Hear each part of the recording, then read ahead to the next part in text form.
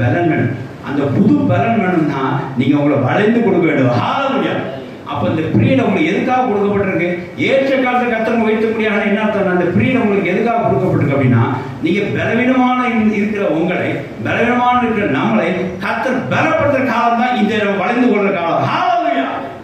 நீங்க தேவனை ஒரு பானையா நம்மளை மாற்ற முடியாது நீங்க வளைந்து கொடுக்கணும் அப்படின்னா கர்த்தருக்காக காத்திருக்கிறோம்.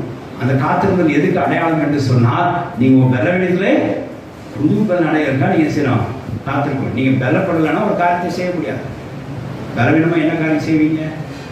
பலவீனம் ஒன்றும் செய்ய முடியாது. பலப்படுத்த செய்ய பாருங்க. இந்த காலத்தை பத்தி நீங்க என்ன அறிஞ்சு கொள்ள வேண்டும். பலவீனமான நம்மளை கர்த்தர் பலப்படுத்த முடியாது கொடுக்கிற இந்த காலம் தான் கர்த்தர் உயர்த்தற்காக கொடுக்கிற காலம் தான் இந்த காலம். ஹalleluya. நாம் உயர்த்தப்படும்படிக்கு பலவீனமா இருக்கிற நம்மளை கர்த்தர் பலப்படுத்துகிற இந்த காலம் தான் கர்த்தர் நமக்கு ஏற்ற காலம் என்று சொல்லி கர்த்தர்